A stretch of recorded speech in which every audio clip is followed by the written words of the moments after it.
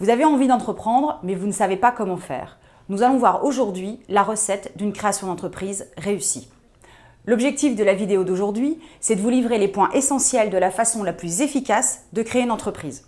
Chacune des étapes dont nous allons parler seront expliquées dans d'autres vidéos. On parle souvent de la création d'entreprise comme un parcours, comme un ensemble d'étapes. Finalement, la meilleure analogie est la recette de cuisine.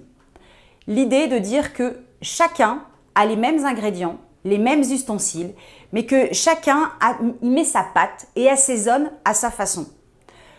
Le principal étant que le résultat soit réussi. Le premier appareil, les premiers ingrédients dans cette recette de création d'entreprise, c'est vous, vos ressources et votre détermination. Alors vous, c'est vous avec vos ambitions, avec votre personnalité, avec vos objectifs, avec vos valeurs. Quant à vos ressources, c'est ce que vous savez et qui vous connaissez. Le qui vous connaissez est important, c'est votre réseau. Et ce réseau pourra vous aider tout au long de votre parcours de création. Votre détermination, bien évidemment, c'est votre envie de faire. L'entrepreneuriat, tous les meilleurs conseils ne pourront vous aider que si vous êtes parfaitement déterminé à entreprendre. Vous avez un doute, une question? N'hésitez pas à vous connecter sur cci.fr. Un ensemble de tests sont à votre disposition pour évaluer ces compétences, cette détermination et vos ressources. Maintenant, vous allez travailler votre idée. Trouvez une idée qui corresponde à vos valeurs, à vos envies, à vous, à votre personnalité, à ce que vous avez envie de faire, à ce que vous aimez le plus, à ce qui vous plaît. Ce n'est pas nécessairement ce que vous avez fait depuis 10 ou 15 ans en tant que salarié. Ça peut être complètement autre chose. Vérifiez rapidement qu'elle réponde à un besoin, que cette envie résout un problème. Nous en reparlerons ultérieurement. Mélangez tout ça et vous avez votre idée. Pourquoi c'est utile? C'est pour vous assurer le plus rapidement que votre idée a un intérêt pour des potentiels clients. Il est donc important, dès que vous avez une idée, de vérifier rapidement que ça répond à un besoin. Nous en reparlerons en détail ultérieurement. Maintenant, vous allez repartir de votre projet et vous allez en définir votre business model. Le business model, c'est la description générale de votre projet qui explique comment l'entreprise va gagner de l'argent. Nous vous proposons d'utiliser la méthode du Business Model Canvas. Cette méthode vous permet de cartographier en 9 cases, 9 blocs, les éléments essentiels de votre entreprise. Les clients, le produit, l'organisation, le comment vous allez vendre à vos clients et la partie financière. Nous vous proposons de télécharger ce canevas sur cci.fr, de poser les différents éléments dans les cases et de contacter votre CCI qui va challenger votre business model pour le rendre le plus pertinent possible, le plus cohérent, voire le plus innovant possible. Pourquoi c'est utile? Parce que ça va vous permettre d'expliquer facilement votre projet à des tiers dans les premiers moments de la création d'entreprise où vous allez devoir faire adhérer des gens à votre projet. Et puis surtout, ça va vous permettre de garder un fil rouge pour toutes les étapes de la création d'entreprise qui vont suivre. Vous allez maintenant faire goûter ce nouvel appareil, votre business model, à vos clients. C'est l'étude de marché. L'étude de marché se compose en 2 parties. L'étude du marché national, par exemple le marché national de la bijouterie, et l'étude de votre marché, c'est-à-dire l'étude de vos clients et de vos concurrents. Si vous ouvrez une bijouterie, c'est l'étude de ceux qui vont rentrer dans votre bijouterie et des concurrents qui sont autour de vous, qui peuvent vous prendre des clients. Cette étape, elle est fondamentale. C'est la seule manière de savoir si vous allez pouvoir gagner de l'argent ou pas. C'est la seule manière de savoir si votre produit, votre service est accepté par votre marché, par vos clients. Pour faire cette enquête, vous allez d'une part poser les hypothèses que vous souhaitez vérifier.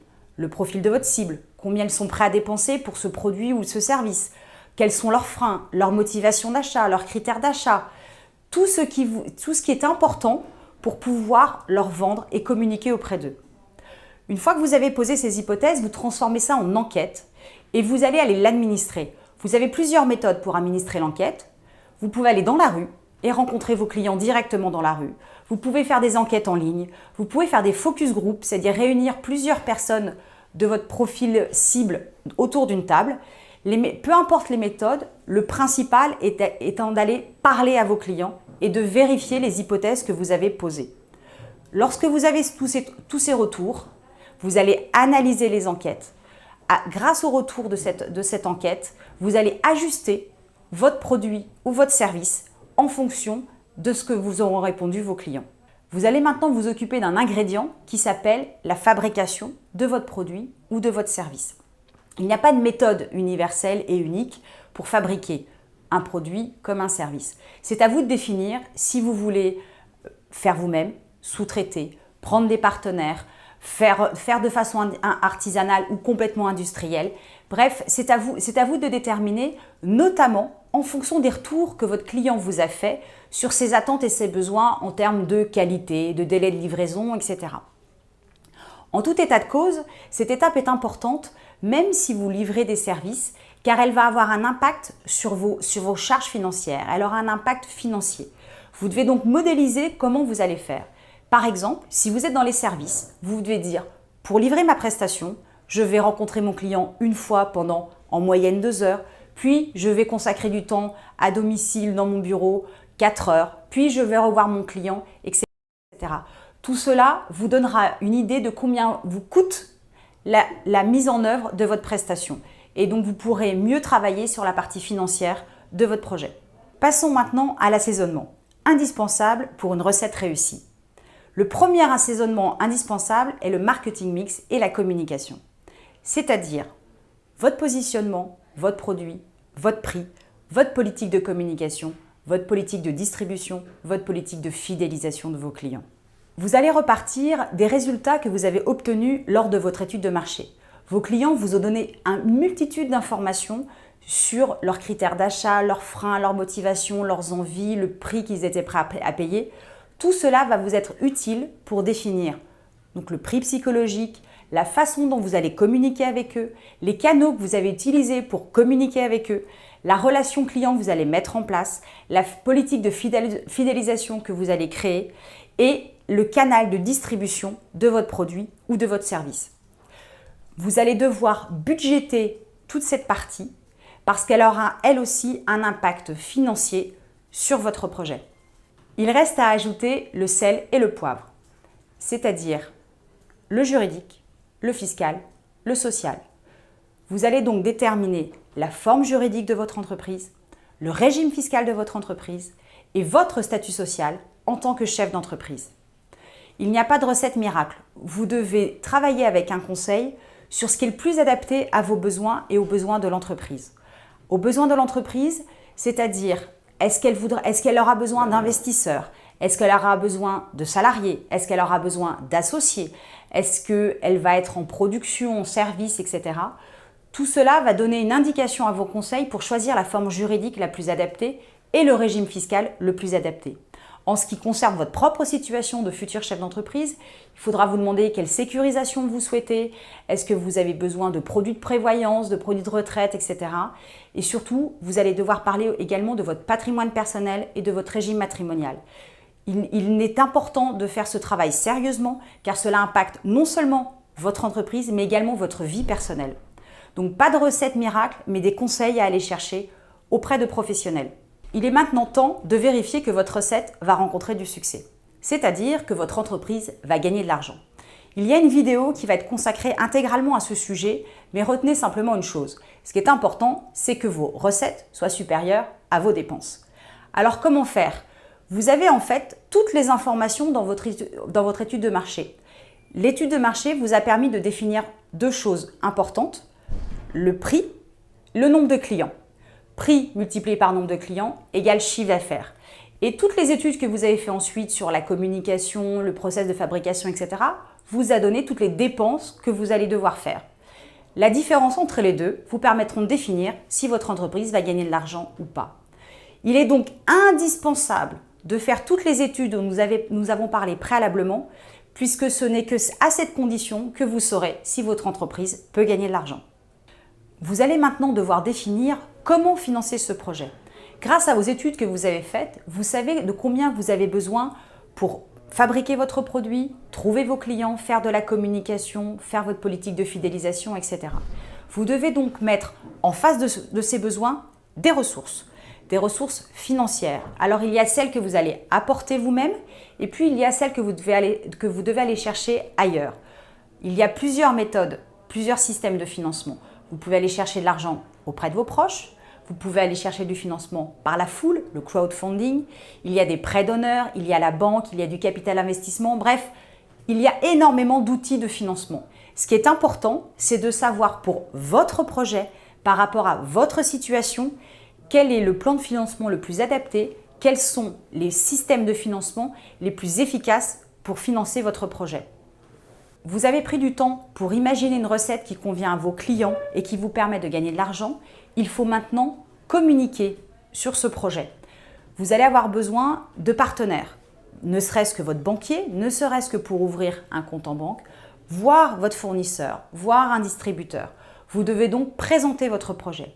L'outil pour présenter un projet de création s'appelle le business plan. Alors le business plan, il faut retenir 3 choses. 80% de Word, 20% d'Excel. Peu de chiffres et chaque chiffre est expliqué. Deuxième chose, le lecteur ne vous connaît pas. Troisième chose, le lecteur ne connaît pas votre projet, ne connaît pas forcément l'activité dans laquelle vous allez vous lancer. La conclusion, c'est que vous devez donc lui prouver ce que vous annoncez, ce que vous expliquez. Le business plan doit donc s'adapter au lecteur à qui vous allez le présenter. Et probablement que les arguments qui vont convaincre un banquier ne sont probablement pas les mêmes que ceux qui vont peut-être convaincre un fournisseur ou un distributeur. À vous d'adapter votre langage à votre lectorat. Il vous reste une dernière chose à faire. Donner vie à votre entreprise. Pour cela, des formalités sont essentielles. La formalité d'immatriculation, qui donne donc vie à votre entreprise, elle se fait au centre de formalité des entreprises. Mais il peut y avoir à côté de ça, en fonction de votre activité, d'autres formalités comme l'obtention d'un certificat, d'un diplôme, d'un courrier, etc. Si l'immatriculation se fait évidemment à la fin de votre processus de création, les autres formalités peuvent peut-être être commencées préalablement. Renseignez-vous donc assez rapidement, notamment si vous êtes dans une activité qu'on dit réglementée, sur les autres formalités qui sont essentielles à votre activité. Il serait dommage de perdre du temps au moment où vous êtes prêt à vous lancer. Nous avons donc vu tous les ingrédients, les assaisonnements, les appareils dont vous avez besoin pour créer une entreprise. On résume. Les premiers appareils, vous, le business model de votre projet, le produit. Les assaisonnements, la stratégie marketing et de communication, l'étude juridique, la validation financière de votre projet avec le prévisionnel financier, le plan de financement pour aller évidemment chercher les financements adaptés et les formalités d'entreprise. Tout cela devrait vous permettre d'avoir une création bien préparée qui devrait déboucher sur une entreprise à votre goût. En synthèse, pour transformer une bonne idée en entreprise rentable, comme en cuisine, il vous faut la bonne idée, qui n'est pas forcément une idée innovante, mais une activité traditionnelle, les bons ingrédients, les bonnes stratégies et les bonnes méthodes.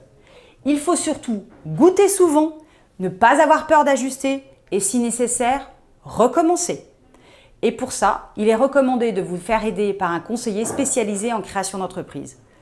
Une information, 85% des chefs d'entreprise sont heureux de l'être et ne recommenceraient autre chose pour rien au monde. Alors, à vous!